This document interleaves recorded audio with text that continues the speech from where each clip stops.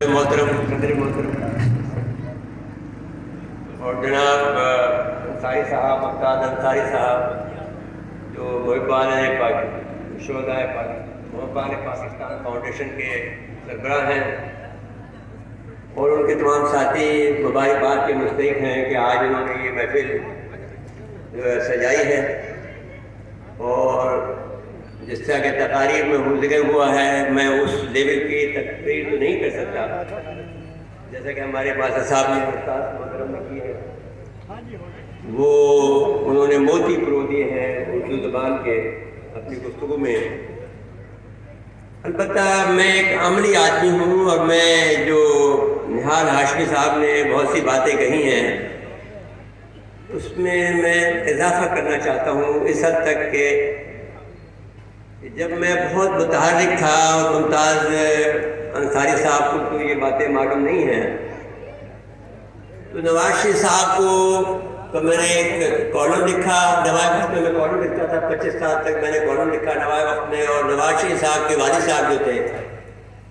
وہ صرف نوائے وقت اخبار پڑھتے، اور میں نے ان کے ساتھ میں خط بھی لکھ دیا نواز شریف صاحب کو کہ یہ جو محصول پاکستان ہے، کیونکہ اس میں میرا بڑا کام ہے۔ یعنی میں جب باہر رہتا تھا یورپ میں، اٹلی میں، تو میں اس وقت سے میں نے یہ فیصلہ کیا تھا کہ میں یہاں آ کر ان بہاریوں کی خدمت کروں گا، اور کیونکہ انہوں نے 2 مرتبہ قربانی دی، بلکہ اگر دیکھا جائے تو 3 مرتبہ ان کی قربانیاں ہیں۔ اس وقت میں نے یہ سوچا تھا کہ 2 مرتبہ انہوں نے قربانیاں دی ہیں، اور 1946 والا واقعہ تو یہ تھا کہ میں اس حوالے سے کہتا ہوں، میں خواجہ صاحب کا آپ کا ذکر کرنا بھول گیا، معافی چاہتا ہوں، خواجہ خیر الدین صاحب میرے عزیز دوست تھے، تو اب لیکن یہ خواجہ صاحب بیٹھے ہوئے ہیں، تو جب میں آیا تھا تو یہ تقریر فرما رہے تھے، تو بہت یعنی پاکستان کی بنیاد اور پاکستان کا جو مسلم لیگ کی بنیاد ہے وہ ڈھاکہ میں پڑی، یہ بات جو اپنی جگہ پہ میں نے تسلیم شدہ ہے۔ یہ وہ لوگ ہیں جو انہوں نے پاکستان کو کبھی نہیں چھوڑا اور پاکستان میں بسنا پسند کیا، اور اس بنگلہ دیش میں جانا پسند نہیں کیا۔ تو میں جو بات کہہ رہا تھا وہ یہ تھا کہ میں نے جب خط لکھا انہیں،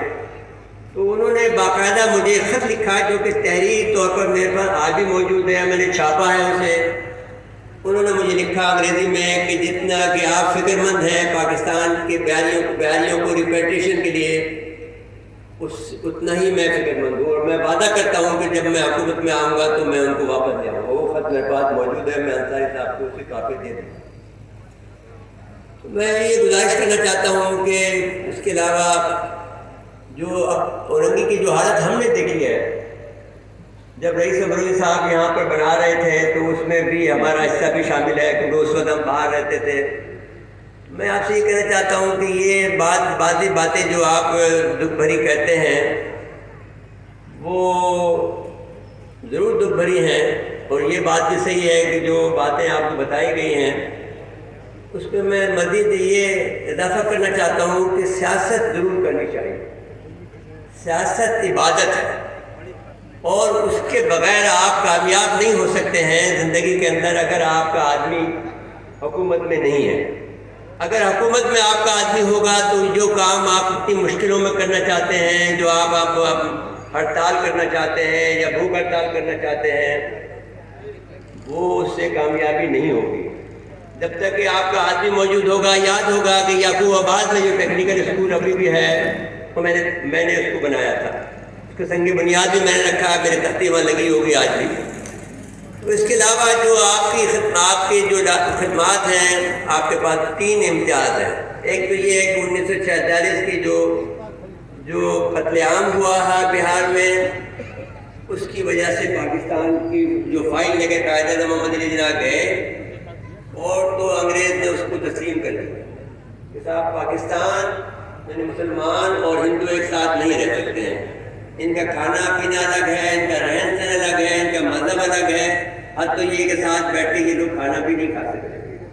تو یہ ایک بنیاد بنی پاکستان کے کو مارز وجود میں آنے کی ایک بات۔ دوسری بات یہ ہوئی اس وقت آپ کی ہجرت ہوئی، وہ بھی بڑے قابل تعریف ہے، آپ کا تجربہ امتیاز ہے۔ دوسری جو بات ہے آپ کی جو پیس پاکستان سے آپ انڈسٹری، وہ بڑی بڑی بات ہے، کسی اور کے حصے میں یہ بات نہیں آتی، کسی اور قوم کے